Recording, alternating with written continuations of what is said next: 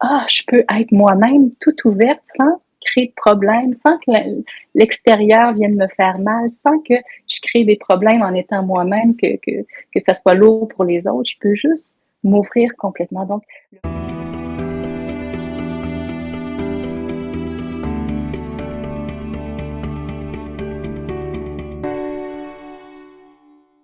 Bonjour à tous, c'est avec un grand plaisir aujourd'hui que je vous présente mon invitée qui s'appelle Christine Dion.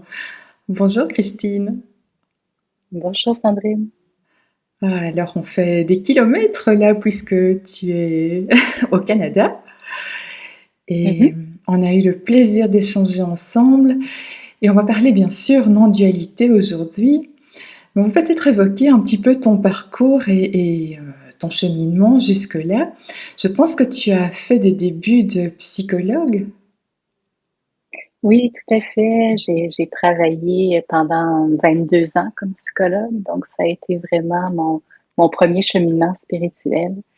Pas spirituel, mon premier cheminement de carrière, jusqu'à temps que justement la spiritualité commence à prendre de plus en plus de place à l'intérieur de moi, dans mon propre cheminement, et qui, à un moment donné, pour nous au Québec, être psychologue et travailler en spiritualité, c'est quelque chose qui est très difficile parce que c'est très normé, le travail de psychologue.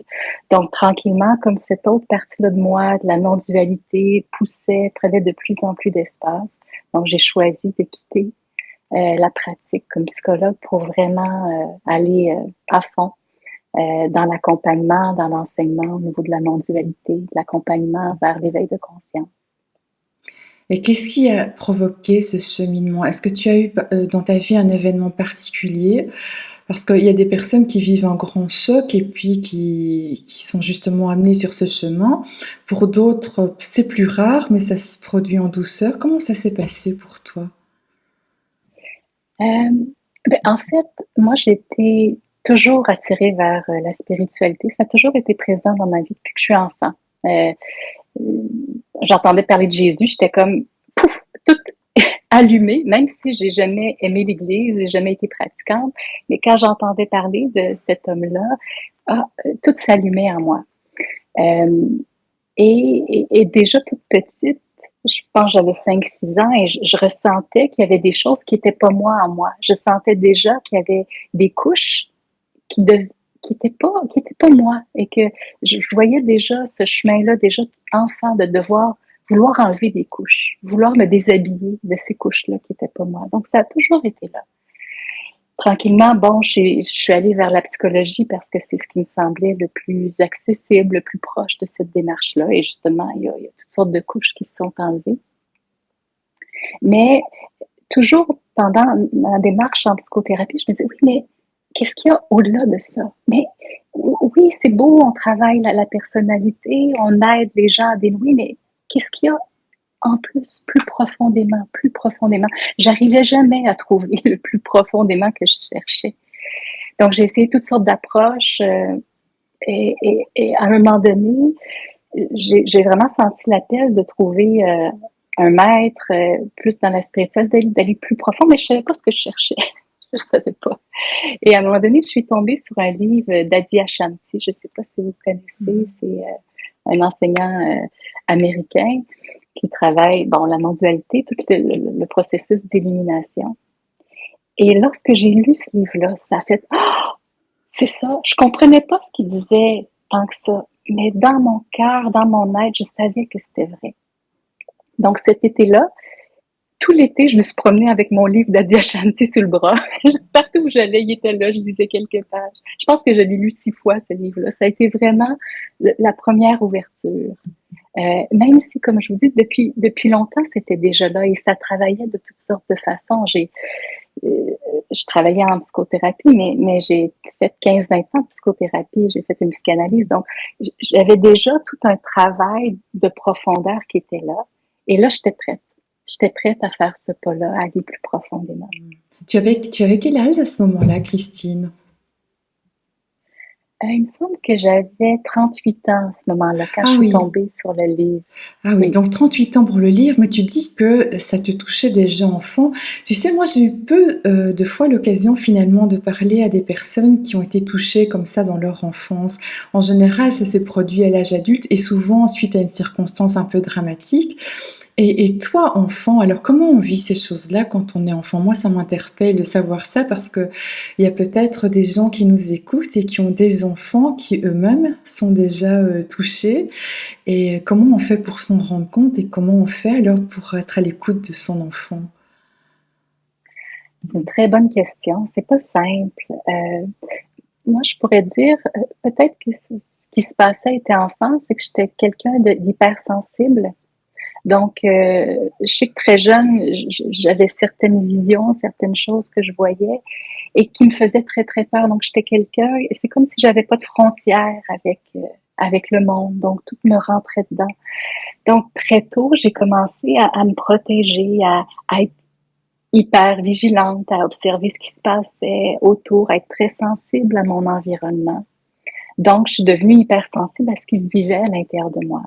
Et comme j'avais des parents très, très aimants, mais qui vivaient leur lot de difficultés, j'ai pas appris à parler de ça. Je révélais rien. J'étais juste dans ma petite bulle. Donc, très tôt, avec moi-même, je me suis dit, ça marche pas, ça.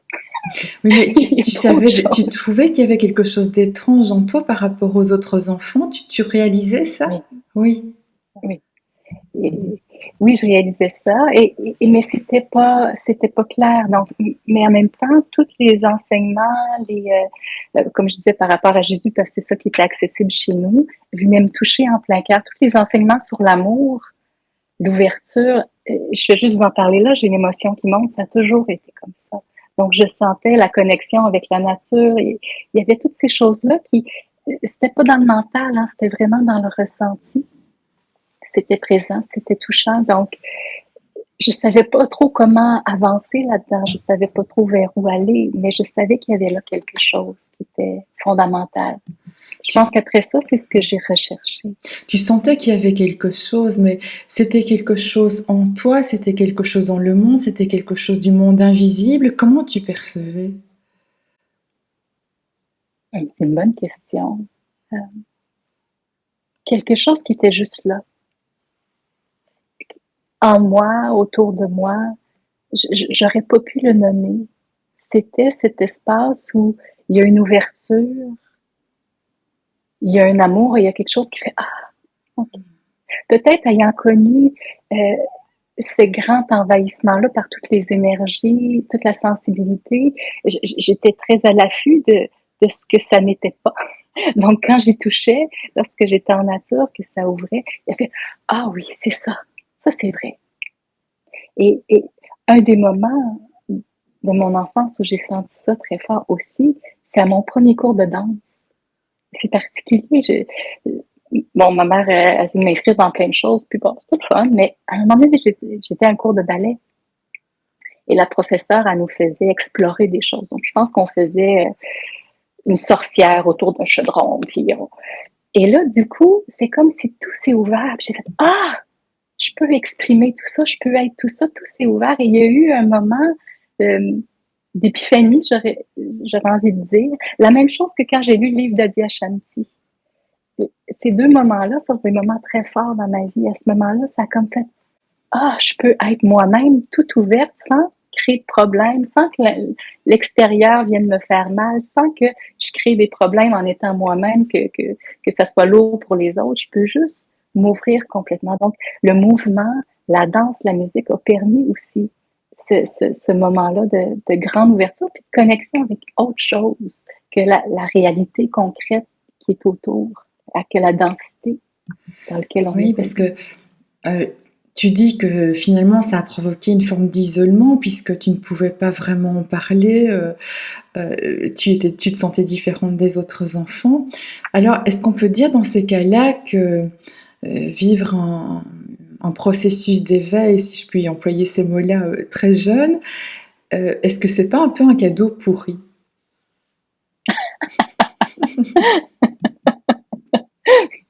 Ben, j'imagine que ça dépend du milieu dans lequel on est. Hein.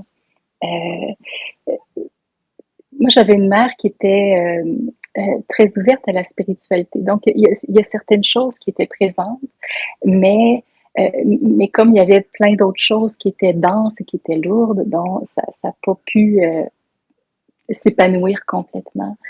J'ose espérer que maintenant, dans la société dans laquelle on est, avec le niveau de conscience qui a grandement s'est grandement élevé depuis. Je pense qu'il y a des milieux où les enfants peuvent venir au monde avec cette hypersensibilité-là, cette ouverture-là est vraiment bien accompagnée. Je pense que de plus en plus c'est possible. À l'époque, je pense qu'il y avait moins de ressources, moins de connaissances. Le, la conscience générale du monde était plus dense et plus lourde aussi. Je pense qu'on arrive à un autre point dans l'évolution. Donc, j'ose croire que ces enfants-là peuvent avoir plus de guidance, Mais tu plus associes d'ouverture. l'hypersensibilité à ce cheminement-là. Tu penses que on est d'office hypersensible quand on s'ouvre à la spiritualité, à cette profondeur en soi? C'est ça, moi je parle de mon expérience. Hein. Je peux pas généraliser pour tout le monde. Mais dans les gens qui m'entourent, dans les gens qui font cette démarche-là de conscience, beaucoup de gens ont une très grande sensibilité. Et veux pas, lorsqu'on enlève des couches, on devient de plus en plus en contact avec ce qui est là. On ressent de plus en plus. Donc, lorsqu'on est sur un chemin d'éveil, à un moment donné, les larmes sont jamais loin parce qu'on est ému, parce que les mouvements nous traversent, parce que ouf, la vie nous traverse sans cesse. Donc, dans ce temps-là, quand elle nous traverse, on la sent. Évidemment, ça dépend des gens. Moi, je suis une kinesthésique. Donc, c'est sûr que ça me passe à travers le corps. Il y a des gens qui vont vivre une spiritualité qui va être moins par le corps. Donc, peut-être que les autres, ça peut être différent. Mais je pense qu'à un moment ou à un autre, lorsqu'on fait un chemin d'éveil, il y a tout, même si on a un chemin qui est plus au niveau de la conscience, au niveau du yana yoga, au niveau de la connaissance directe, de la non-dualité, on va plus être au niveau de l'esprit, je devrais dire. Et il y a toute l'approche bhakti qui est dévotionnelle au niveau du cœur, de l'amour. Ces deux approches, mais tôt ou tard, elles vont se rejoindre. Et là, le cœur ouvre. Si on veut avoir vraiment un éveil complet, il y a besoin de cette ouverture du cœur. Et lorsque le cœur est ouvert, ben oui, on sent plus. On sent plus. Ça nous traverse davantage. Alors, je pense que les personnes qui sont déjà, on va dire, averties, qui savent de quoi on parle, eh bien, elles comprennent ce que tu es en train d'expliquer. Et puis, il y en a d'autres qui sont peut-être en train de découvrir et qui ont besoin qu'on leur explique un petit peu ces propos. Est-ce que tu pourrais expliquer l'éveil et la non-dualité? Comment toi, tu pourrais expliquer ces choses-là? Hmm. Ben, on pourrait peut-être partir de la conscience humaine. Hein? On a chacun notre conscience, on a tous une conscience qui est très vaste, mais dans le monde dans lequel on vit, qui est un monde de dualité, où est-ce que on est habitué d'observer les différentes formes comme étant toutes séparées les unes des autres. On est dans une pièce, qu'est-ce qu'on va observer? On va voir le piano, on va voir la plante, on va voir la personne, mais on va pas avoir tendance à voir l'espace entre les objets, à porter notre regard sur ce qui est immatériel, mais qui est fondamental, qui est là avant toute chose. Si on ramène ça à nous, on pourrait parler que c'est l'espace de la conscience. L'espace qui nous permet d'être conscient de ce qui se passe, de nos émotions, de nos pensées, de ce qui se vit dans le monde, peu importe. Donc, il y a cet espace-là qui est avant toute manifestation et qui permet d'avoir accès, d'être conscient. Maintenant, c'est comme l'espace dans une pièce, c'est tellement là qu'on n'y porte pas attention. C'est tellement comme à la base qu'on ne porte pas notre regard dessus. Lorsqu'on fait un travail de conscience, on va commencer à apprivoiser cet espace-là de notre être. Parce que si je commence à juste m'arrêter et observer, ah, regardons ça, j'ai le corps qui respire ou j'ai telle sensation, je peux voir que je peux pas juste être cette sensation-là. Je peux pas être juste ce corps-là parce qu'il y a un autre espace d'où j'observe.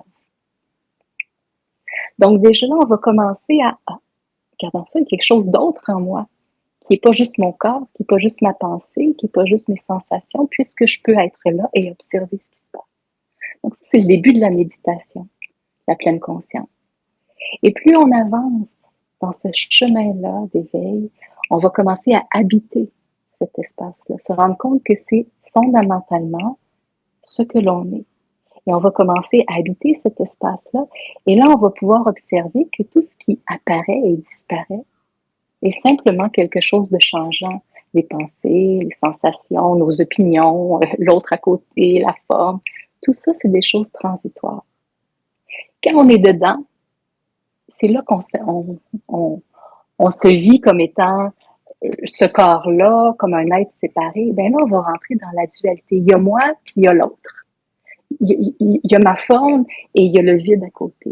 Il y a l'amour, puis il y a la haine. Donc là, on est dans des états, un ou l'autre, parce qu'on est dans l'espace de la forme, de la matière, et on ne voit pas ce qu'il y a autour. Lorsqu'on se redépose en arrière-plan, dans la conscience, on commence à voir que tout ça est un jeu. Tout ça apparaît, disparaît, et tranquillement, c'est là qu'on va commencer à parler de non-dualité, qu'on va cesser de nourrir, d'habiter, de s'identifier à cette dualité-là, pour aller plus profondément dans ce qu'on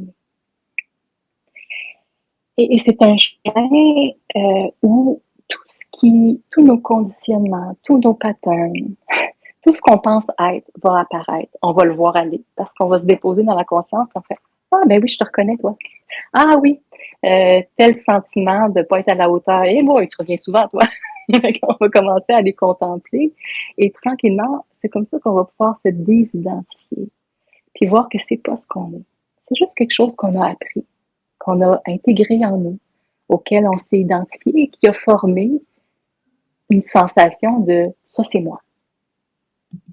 Et plus on va se déposer en arrière-plan. C'est ça. Oui. Bien, tu peux parler longtemps.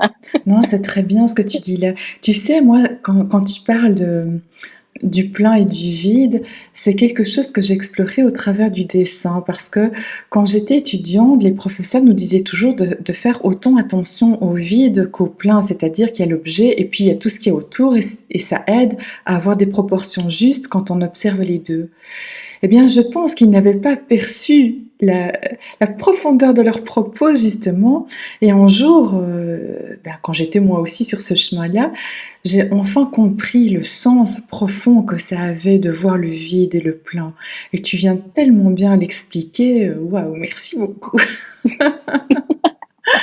Merci. Et je voudrais aussi te demander ton point de vue par rapport à la psychologie que tu as beaucoup pratiquée.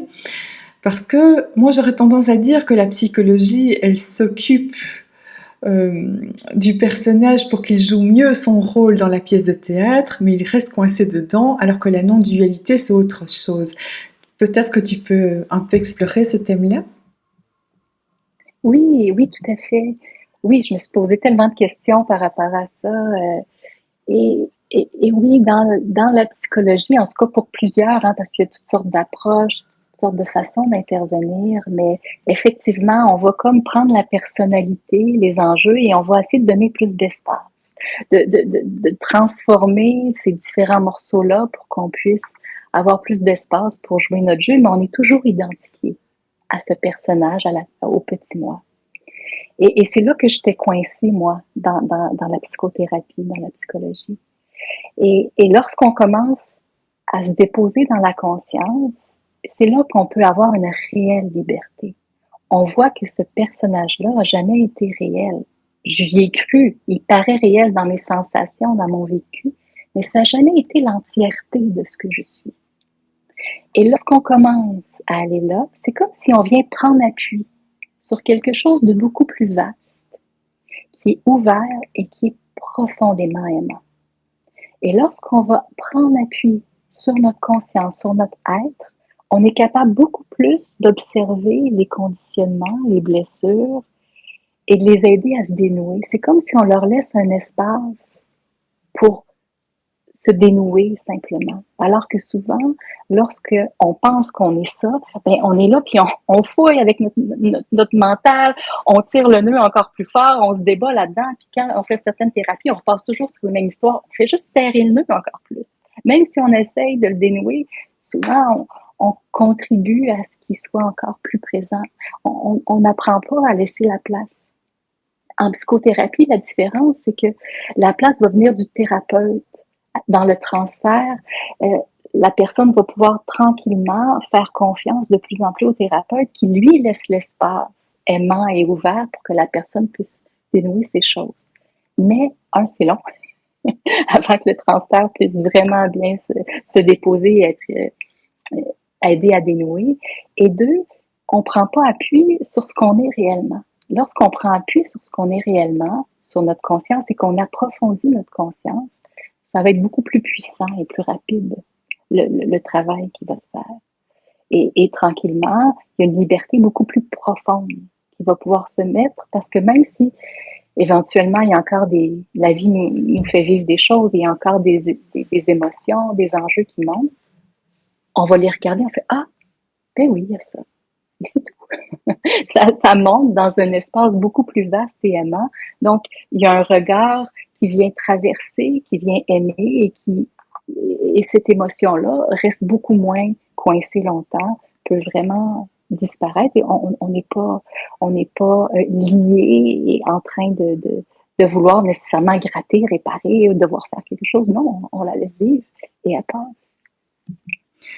Mais quand les personnes prennent rendez-vous avec toi, bon, je suppose que tu as une clientèle quand même intéressée par la non-dualité. N'empêche que on peut être intéressé et quand même être encore très coincé dans son personnage. Alors quand une personne arrive avec une problématique et qu'elle en veut à la terre entière, à ses voisins, à son mari ou que sais-je, alors comment tu fais pour travailler avec une personne qui est encore beaucoup dans le personnage? On part de là où elle est rendue. Hein. Donc, si la personne est vraiment dans son personnage et pas consciente de ce qui se joue en elle, on va commencer à amener plus de conscience là. Donc, on va partir de là. Donc, ce bout-là va peut-être plus ressembler à ce qu'on peut vivre en psychothérapie, le temps de laisser la personne faire des prises de conscience sur ces enjeux-là. Mais parallèlement, on va déjà commencer à amener de la méditation, à amener des visualisations, à amener un travail énergétique qui va commencer déjà à ouvrir l'espace un peu plus. Et lorsque la personne est prête, lorsqu'elle commence à dénouer ces choses-là un peu plus, ben, on peut y aller plus profondément dans les pratiques méditatives de présence ou les transmissions qui peuvent être faites pour soutenir l'éveil de conscience, mais ça se fait de façon très fluide et graduelle. Il y a des gens on va suivre pendant un bon bout de temps dans ces enjeux-là plus identifiés aux personnages parce que c'est ça qu'ils ont besoin. Mais ce que j'observe, c'est que moi, en ayant développé, ouvert ma conscience davantage, puis en travaillant avec cette conscience-là ouverte, ça va beaucoup plus rapidement. C'est comme si, même si moi je suis coincée dans mon personnage, que l'autre est coincé dans son personnage, ben on risque de rester plus longtemps là-dedans. Mais si un des deux a cette ouverture-là, inconsciemment, dans le subtil, ça amène l'ouverture de la conscience. Donc, même si on ne l'aborde pas de cette façon-là, c'est quand même présent. Donc, et ce que je vois, c'est que justement, ça se dénoue plus vite, on arrive plus facilement à faire des pas dans la conscience, même si le personnage est encore très identifié. Est-ce qu'on peut dire que tu utilises encore les outils que tu as appris pour la psychologie, la psychothérapie, mais que tu les utilises en étant toi sur un autre plan de conscience? Une bonne question. C'est qu'à un moment donné, c'est dur de parler d'outils parce que c'est comme si à un moment donné, tout s'intègre et on est simplement là avec la personne. Et l'intervention vient et c'est tout. Donc,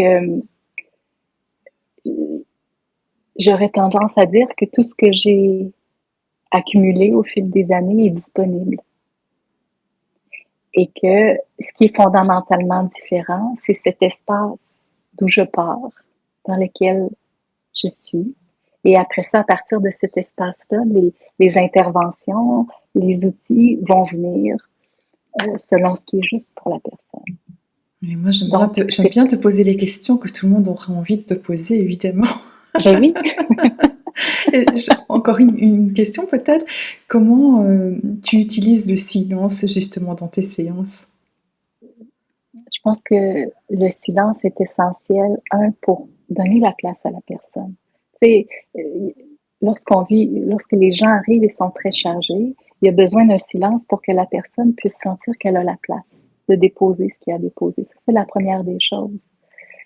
Puis ça, ben, la psychothérapie m'a beaucoup appris à utiliser le silence, hein, de laisser cet espace-là. Puis ça, je suis très reconnaissante pour ça. Maintenant, lorsqu'on travaille avec la conscience, ben, on va utiliser beaucoup le silence, ben, justement à travers les méditations. Il y a beaucoup de moments de silence où là, c'est autre chose qui se passe. C'est vraiment une descente profonde dans notre être qui peut se placer avec le silence et qui est absolument fondamental. Ouais.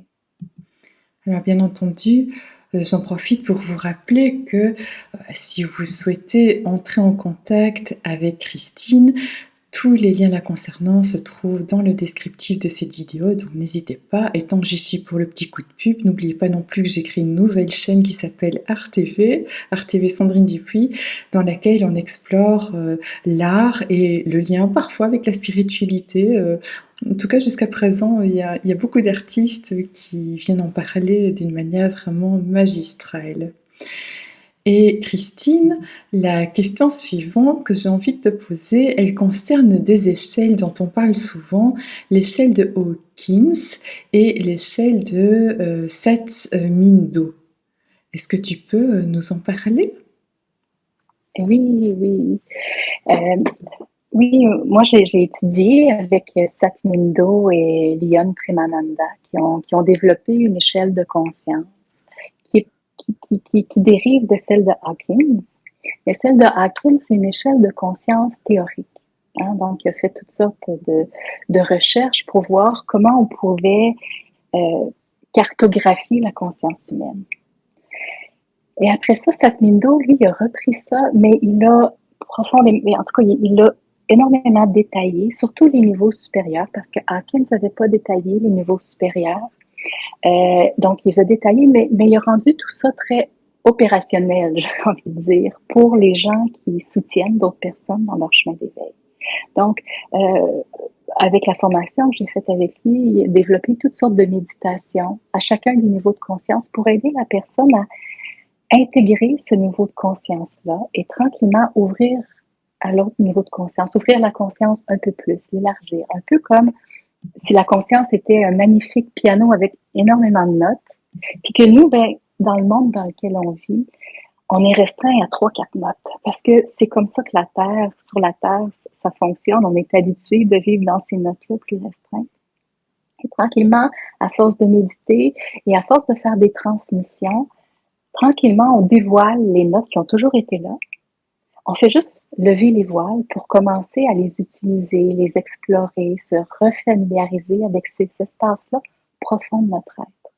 Donc, ce que j'aime dans cette approche-là, c'est que c'est très fluide et c'est pas une approche qui va nous amener dans le mental, contrairement peut-être à l'échelle de Hawkins. Vu que c'est théorique, ça nous amène nécessairement dans le mental. Et là, l'ego veut dire, moi, je suis rendu où? Puis l'autre est rendu là, moi, je suis là, comment ça? Puis là, ça peut nous amener énormément dans l'ego. Et ça, moi, ça m'intéresse pas. Donc, je vais pas nécessairement d'emblée parler de l'échelle d'Hawkins, pas d'Hawkins, de Satmindo, l'échelle de conscience. Si les gens sont intéressés, on va en parler, bien évidemment. Mais on peut très bien l'utiliser sans être obligé d'en parler tout le temps, puis sans dire ah t'es rendu là, t'es rendu là. Non, parce que souvent quand on fait ces méditations-là et ces transmissions-là, les transmissions qui sont de syntoniser avec ce niveau de conscience-là et de permettre à la personne de le recevoir de façon énergétique, de façon subtile, ce qu'on se rend compte, c'est beaucoup plus efficace. On arrive vraiment plus rapidement à ouvrir notre champ de conscience. Et de toute façon, même si je parle pas des niveaux de conscience, généralement, la personne va me dire, ah, mais là, je commence à ressentir plus d'amour et à voir que l'amour, mettons, ça vient pas des autres, mais c'est toujours là. Ah, ben oui. On a ouvert à l'amour intérieur, ben c'est naturel. Donc, on voit que moi, c'est ce que j'ai aimé avec cette approche-là. Ce que je vois avec mes clients, c'est que ça confirme cette approche-là, ça confirme ce cheminement-là tout à fait naturel de la conscience. Et lorsqu'on travaille avec ça, évidemment, sur le chemin, ben, on est des personnes humaines. Donc, même si on travaille la conscience, ben, tous nos enjeux, nos conditionnements, nos blessures vont remonter. Évidemment, ça fait partie de ce qu'on est, de cet humain-là qui est sur un chemin. Donc, parallèlement à ça, on va prendre soin de ces différents enjeux-là qui montent. C'est pas, il y a certaines personnes qui vont travailler dans la conscience pure, mais alors, notre humain, il est un peu laissé de côté. Si on travaille juste avec l'humain, avec le personnage, avec la personnalité, ben, on laisse la conscience de côté. Alors que les deux, en tout cas dans ma perception des choses, dans ma façon de fonctionner, ils vont ensemble. Parce que si on regarde, on peut avoir la conscience, avoir une conscience très ouverte, mais avoir encore des traumas à l'intérieur de nous. Où là, le système nerveux va s'activer, où là, le mental va partir parce un trauma s'est activé. Donc, il faut aussi prendre soin de ça. En parallèle du travail de conscience. Mais plus la conscience s'ouvre, plus on va avoir de la force pour prendre soin de ces enjeux-là également. Les deux, c'est comme un vase communicant. Et quelles sont les plus grandes résistances que tu rencontres avec tes clients? Parce que je suppose qu'il y a des moments où, enfin, en tout cas en psychothérapie, il y a toujours des moments où ça dérange, où ça vient un petit peu piquer à des endroits qu'on n'a pas envie de voir. En non-dualité aussi, quand parfois doit prendre conscience d'un masque que l'on porte ou d'un conditionnement dans lequel on est piégé. Est-ce que les gens ont tout de suite un soulagement en ouvrant les yeux ou bien est-ce que ça pique aussi parfois? Ah, c'est sûr que ça pique. Tout au long du chemin, il y a des choses qui nous piquent. Moi, ce que j'observe, en tout cas, c'est comme si on avance et là, on se rend compte de certaines choses. Au début, ouf, on fait plein de prises de conscience et là, il y a des conditionnements qui tombent, il y a des identités qui tombent et là, ça fait du bien, c'est plus léger. Mais il y en a qui restent. Ceux qui sont au cœur de notre personnalité, elles vont rester. Le nœud de la blessure de séparation, elle va prendre des formes différentes selon les gens. Mais ce nœud-là, il va nous accompagner jusqu'à la fin. Et ce qu'on voit souvent, c'est que, oh non, pas encore. Je pensais que c'était réglé. Je pensais que je m'en étais débarrassée de cette identification-là. Mais ce qui se passe, en tout cas, ce que je perçois, c'est que c'est comme si on va le travailler à un certain niveau. Et là, la conscience s'ouvre. Là, ça fait comme, il y a comme un cycle qui se crée. Et là, il y a, c'est plus ouvert, c'est plus joyeux, il y a plus d'amour. On fait, ça fait du bien. Et c'est comme si on avait enlevé une plure. Mais là, cet enjeu-là qui est au cœur de notre personnalité, c'est comme si on a dévoilé un bout de plus, puis on a accès à un petit bout de racine supplémentaire. Fait que là, on va être obligé, encore une fois, de le voir, de l'englober, d'amener notre présence, notre amour, peu importe. Et on va encore enlever une plure. Mais c'est que de plus en plus on descend pour aller le déraciner en profondeur. Ça va aller jusqu'à ce que la conscience soit pleinement ouverte. Et même là, on va continuer à déraciner pendant un certain temps. Parce que c'est pas parce que notre conscience est pleinement ouverte, pleinement éveillée, qu'il n'y a plus rien. Au contraire, tout ce qu'on a laissé en plan dans le chemin, toutes les racines qui restent, vont toutes remonter à la surface. Et souvent, quand on s'éveille, il y a les années qui suivent l'éveil peuvent être très intenses parce qu'on n'a pas fini de tout libérer, de tout désidentifier, ça continue à remonter à la surface pour vraiment s'intégrer, que le soi naturel s'intègre pleinement. Ah oui, ça me parle ce que tu dis là. Moi, c'est tout à fait mon cas. Cette présence, il n'y a pas de problème du tout pour la ressentir. Le silence, entendre le silence et tout ça, accès aussi. Réalisation du soi, tout ce que tu veux, oui.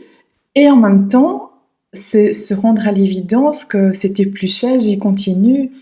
Et parfois, ben, quand je me sens un peu irritée par quelque chose, par exemple, je dis, ah là, il y a quelque chose qui vient encore se révéler à toi. Est-ce que C'est ça. tu es encore, toi, confronté à ça, ou bien tu as l'impression, toi, que tout ton parcours est réglé, que c'est clean maintenant? Non, je suis encore confrontée à ça. C'est encore présent par moment, mais quand on sait que c'est naturel, que, hein, l'éveil de conscience, c'est juste le début. C'est le début d'une nouvelle façon de vivre. Donc, on est des bébés Bouddha, on est des bébés éveillés. Fait que là, il faut qu'on apprenne à vivre à partir de cet espace-là. Et ça n'arrête jamais. Puis, je trouve ça important de nommer ça parce que souvent, on a une idée très idéalisée de l'éveil. On a une idée idéalisée de ce que ça doit être. Puis quand on arrive là, on fait ah, c'est pas ce que je pensais.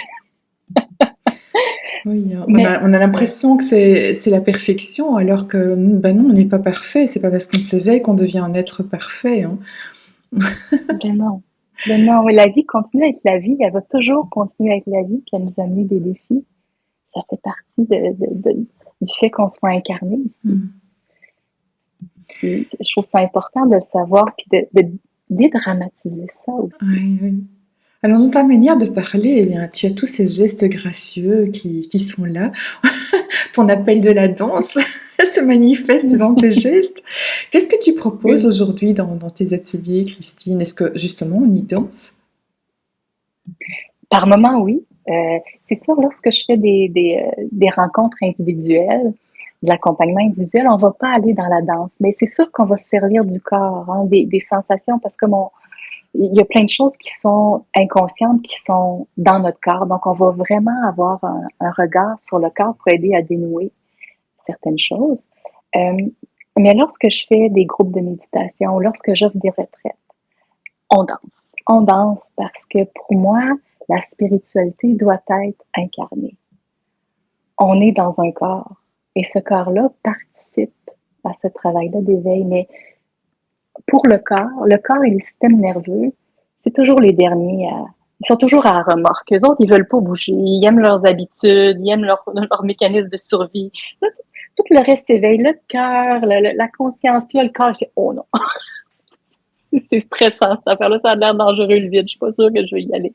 Donc, d'amener le corps dans un espace ludique, dans un espace musical, où est-ce que on peut commencer à toucher, à s'abandonner réellement. On s'abandonne dans le corps, on s'abandonne à la musique.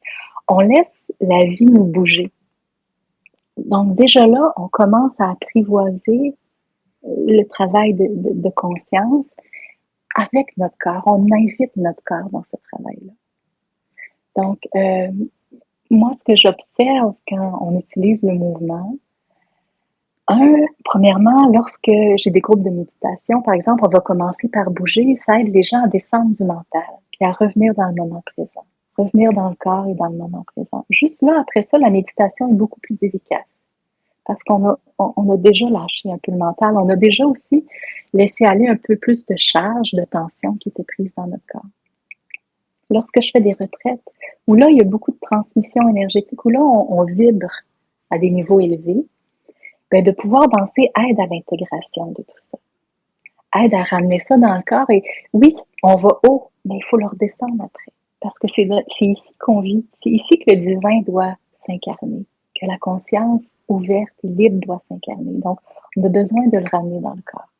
Donc, le fait de danser aide à ça, aide aussi à célébrer notre incarnation, parce que lorsqu'on se laisse réellement aller, qu'on s'abandonne, il y a de la joie, il y a de l'extase, il y a quelque chose de plus grand qui nous aide à nous abandonner encore plus. C'est comme un cercle vertueux qui se passe dans ces moments-là, lorsqu'on touche à l'abandon à travers le corps et la musique.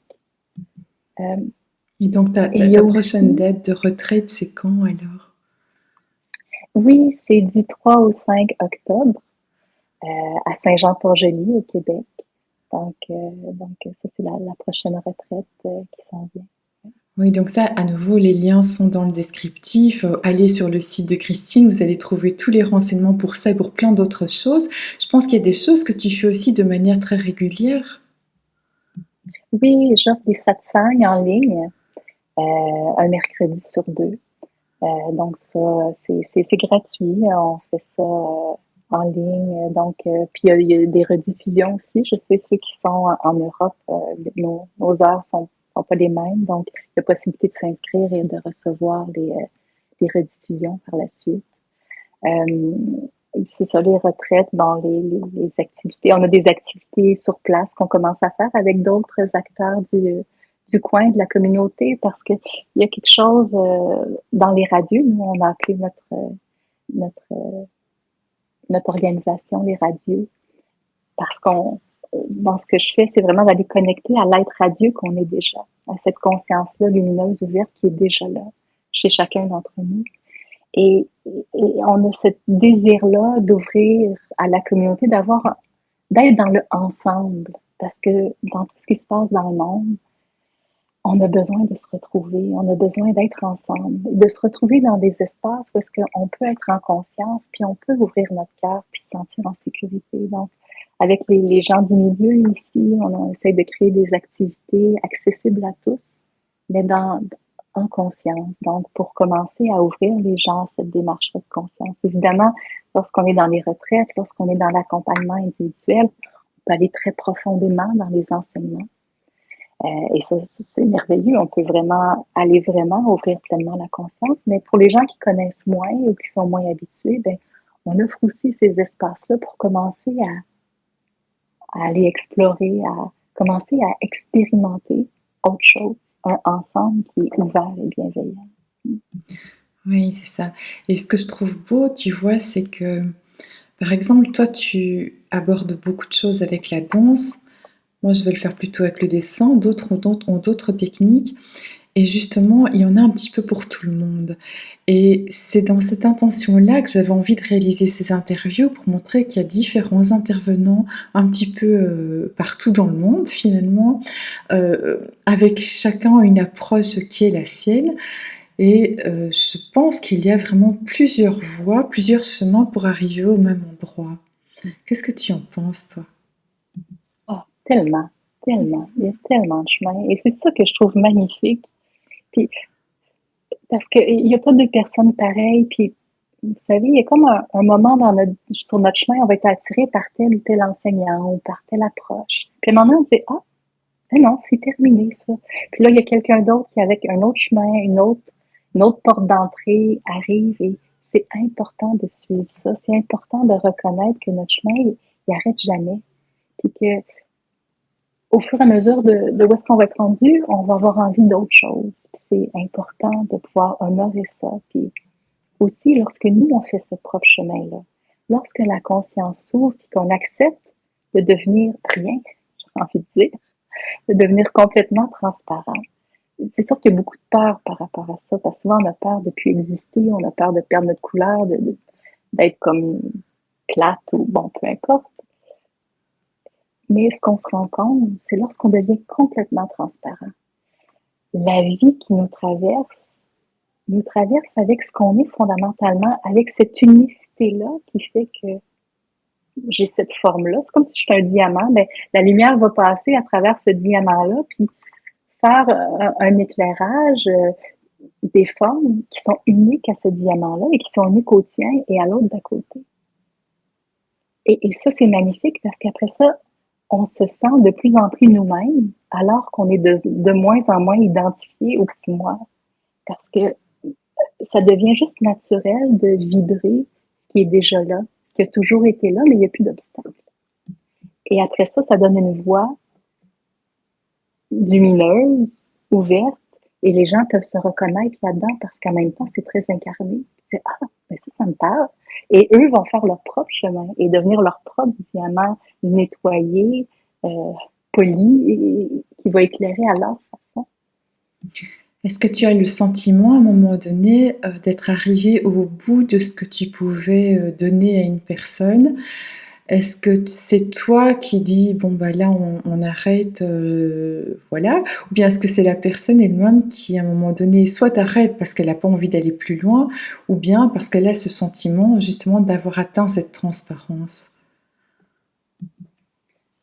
Souvent, ça va venir de la personne. Ouais, ça va venir de la personne Puis à un moment donné, on va dire, ah, soit c'est trop. Alors, c'est pas tout le monde qui a envie de faire ce travail-là des profondeurs. Hein. Il y en a qui ont envie de le faire et à ce moment-là, ils vont continuer jusqu'à temps qu'ils sentent que c'est vraiment ouvert. Mais il y en a beaucoup qui disent, ben moi, j'ai juste envie d'être mieux. Et ben, on va les accompagner jusqu'à temps qu'ils sentent qu'ils sont mieux. Mais ce que j'observe, c'est que souvent, quand on les accompagne déjà avec cet espace-là de non-dualité, même si les autres sont encore dans la dualité, puis encore le petit personnage, ce que je me rends compte, c'est lorsqu'on les accompagne, à un moment donné, ils disent « Hey, je me sens mieux, je pourrais arrêter, mais c'est quoi que t'offres? Non, déjà, il me semble que ça me parle, il me semble qu'il y a quelque chose là. » Donc, c'est comme si, sans que ça soit prémédité, il y a des graines qui ont été semées et germées, et là, oups, c'est pas rare que les gens disent, ben, j'ai envie de continuer, j'ai envie d'aller voir ce qu'il y a plus loin. Ça, c'est beau. Et pour toutes les personnes qui auront envie de prendre un rendez-vous avec toi, tu peux leur expliquer en 2 mots comment ça se passe, le rythme, oui, la durée, Ben oui, etc. tout à Oui. fait. Oui, ben, en fait, le rythme, on le décide ensemble. Mais les séances comme telles, souvent, la première partie de la séance, la personne va parler de ce qu'elle vit, de ce qui est présent pour elle, soit de son cheminement spirituel ou des enjeux qui sont présents pour elle, dépendamment de ce qui se présente. Donc, il y a vraiment une première partie d'accueil, puis de juste commencer à voir c'est quoi les enjeux, c'est quoi les identifications, c'est quoi les schémas qui apparaissent. Et dans la deuxième partie de la séance, souvent, il va y avoir soit un soin énergétique, soit une méditation avec une transmission de conscience, ou soit, des fois, on va faire juste des visualisations, hypnose pour aider à aller dénouer certains enjeux plus coincés dans le système nerveux ou dans des mécanismes parce que c'est plus accroché. Donc, on peut y aller par d'autres approches pour aider à assouplir ces espaces-là dans un premier temps, pour après ça aller dans une méditation ou une transmission ou un soin. Puis lorsqu'on fait les méditations, les transmissions, qui sont vraiment personnalisées à la personne, à son niveau de conscience, à où elle est rendue dans son cheminement. Des fois, il va y avoir des soins au travers, dépendamment des enjeux qui se présentent. Ceux-là, on va les enregistrer. Comme ça, la personne, entre le temps qu'on se voit, peut continuer à faire sa méditation, recevoir la transmission pour continuer à approfondir la conscience ou approfondir la guérison qui est en train de se passer. Donc, des fois, on va se voir aux 2 semaines, aux 3 semaines, des fois au mois. Puis pendant ce temps-là, la personne va pas pouvoir continuer cette méditation-là ou les anciennes qu'on a faites qui étaient liées à ce niveau de conscience-là. Et lorsqu'on se voit, on regarde où est-ce qu'il est rendu, puis on continue ce processus-là pour que la progression au niveau de la personne se fasse fluidement. Et non pas, des fois, si on va trop loin, trop vite dans les enseignements qui sont trop loin, des fois, la personne va les prendre avec le mental, ne sera pas capable de les intégrer, va se décourager. Donc, ma façon de faire, c'est vraiment comme ça, pas à pas. Et pendant qu'on fait un travail de ce type-là, est-ce que tu penses que c'est bien de rester tout le temps avec le même accompagnant jusqu'à ce que ce travail soit abouti, ou bien c'est bien de papillonner, d'aller voir à droite et à gauche, les consultations avec un, la retraite avec un autre, lire le bouquin du troisième. Comment tu vois les choses? Ben, je pense que ça peut être différent pour certaines personnes. Moi, de mon côté, j'aime bien avoir une trajectoire parce que lorsqu'on commence à s'ouvrir à la spiritualité, c'est pas rare que on va commencer, ah, il y a plein de choses, je commence à ressentir les énergies, j'ai envie de faire des guérisons. Et là, on est beaucoup dans le niveau énergétique et là, on est appelé par toutes sortes de mondes qui ont toutes sortes de dons et c'est fascinant pour l'ego d'aller là. Mais c'est aussi un piège. On peut rester coincé dans ces niveaux de conscience-là très longtemps. Même si c'est beaucoup plus ouvert, même s'il y a plus d'amour, même s'il y a plus d'espace, on n'est pas encore dans la non-dualité. On n'est pas encore dans l'éveil de conscience. Mais souvent, on ne le sait pas. Fait qu'on continue, on nettoie, on voit des médiums, on fait des soins énergétiques, on continue, mais malheureusement, on peut stagner des années dans cet espace-là. Donc, pour aller plus loin, une fois qu'on a fait ces expérimentations-là, des fois, on a besoin d'aller là, d'aller jouer, d'aller expérimenter, de papillonner, puis c'est bien correct. Moi, j'ai des fêtes en masse. Mais à un moment donné, à quoi ça sert? À quoi ça sert de faire tout ça? j'ai pas l'impression que j'avance réellement. Et à ce moment-là, quand j'ai rencontré Satmindo, il y a vraiment pour moi un, un, un tournant qui s'est fait. Et là, en restant aligné avec les mêmes enseignants, avec le même objectif, là, ça s'est vraiment passé pour moi. Parce que lorsqu'on est aligné sur l'éveil de conscience, vraiment sur la réalisation du soi, ben, c'est important de rester aligné dans cette veine-là. Avant ça, on peut, ah oui, je suis éveillée spirituellement, oui, il y a telle chose, mais on reste dans l'énergétique. Lorsqu'on va à l'éveil de conscience, on va au-delà de l'énergétique. On va en arrière de ça. Et c'est dur de quitter ça parce que on aime ça sentir toutes ces énergies-là, on aime ça voir plein de choses, on aime ça commencer à voyager dans d'autres dimensions puis de sentir des choses, de sentir l'amour, oui. Mais pour réellement s'éveiller, il faut lâcher tout ça. Et c'est ça qui est dur. Ce passage-là, à la présence, à la non-dualité, il se fait pas tout seul. Si je suis tout seul, je risque de passer à côté. Parce que c'est trop dur de se désidentifier de tout ça tout seul sans être accompagné. Donc, à partir de ce moment-là, pour moi, en tout cas, je trouve que c'est important d'être guidé par quelqu'un qui sait où est-ce qu'il s'en va, puis qui a déjà fait le chemin. Parce que sinon, c'est facile de ne pas savoir, ah, je suis rendue à cet état-là, mais c'est quoi cet état-là?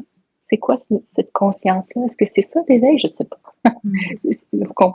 C'est pas si évident d'aller dans un chemin qu'on ne connaît pas. C'est ça, et ça rejoint ton idée donc de faire un bout de chemin avec un, et puis quand on sent qu'on arrive au bout, de peut-être en entreprendre un suivant avec quelqu'un d'autre. C'est ça. Et lorsqu'on est dans ces niveaux de conscience-là plus élevés, pour moi, là, c'est important de garder la trajectoire. Donc, si on a quelqu'un en qui on a confiance, qui a passé ce processus-là, ça vaut la peine. Mais des fois, c'est pas évident de reconnaître cette personne-là, elle est rendue où sur son chemin de conscience, à quel niveau elle vibre.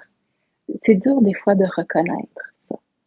Oui, parce que finalement, plus tu montes et plus ça devient rare aussi. Même si la personne nous semble nous offrir plein de choses qui sont magnifiques, est-ce que c'est vraiment juste en moi? Est-ce que je sens vraiment que cette personne-là, elle est adéquate pour moi? Et c'est vraiment important, ce regard-là en nous. Au-delà de l'ego qui dit, ah, cette personne-là semble tellement merveilleuse, c'est sûr qu'elle va m'amener quelque chose de beau. Aller au-delà de savoir, est-ce que c'est vraiment ce que mon être vibre? Est-ce que c'est vraiment ajusté à moi? Eh bien, nous arrivons à la fin de notre entretien.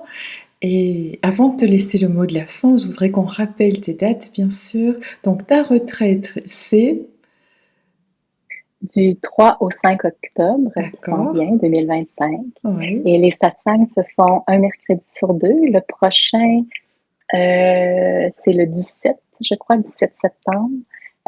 Sinon, ben, ça va continuer en octobre par la suite. Et c'est à quelle heure? 19h30 heure du Québec. Donc, je comprends que ah oui, c'est tard, en Europe, ici. c'est tard. mais en fait, s'il y a plus de gens d'Europe qui viennent, oui, il va y avoir d'autres heures qui vont s'ajouter. Oh, et puis tu sais, il y a des travailleurs de nuit, et ben parfois, ça leur fait une belle petite pause aussi. Et puis, il y a des gens qui aiment vivre la nuit, hein, donc pourquoi pas. Comme ça, il y en a pour tout le monde. Voilà, mais écoute, je te remercie infiniment pour tout ce que tu nous as partagé. Je voudrais vraiment te laisser ce mot de la fin. Qu'est-ce que tu as envie de dire pour clôturer notre entretien? Ben, j'ai envie de te remercier parce que c'est précieux d'avoir ces vitrines-là. C'est pas si simple d'avoir des espaces où qu'on peut réellement parler en toute ouverture de ce qu'on fait, que les gens puissent avoir accès à ces contenus-là, à ce qu'on offre. On est plusieurs personnes à offrir de l'accompagnement non duel de plus en plus, mais c'est pas évident de savoir où les chercher, où les trouver pour les gens qui sont sur le chemin. Donc, je te remercie d'offrir cet espace-là pour moi et pour les autres. Là, je trouve ça merveilleux. C'est merveilleux pour moi, hein, avoir des discussions comme ça. Qu'est-ce que je pourrais espérer de mieux? Voilà. Merci beaucoup, Christine. Je vous remercie également d'avoir suivi cette émission et bien sûr, je vous dis à très vite dans la suivante.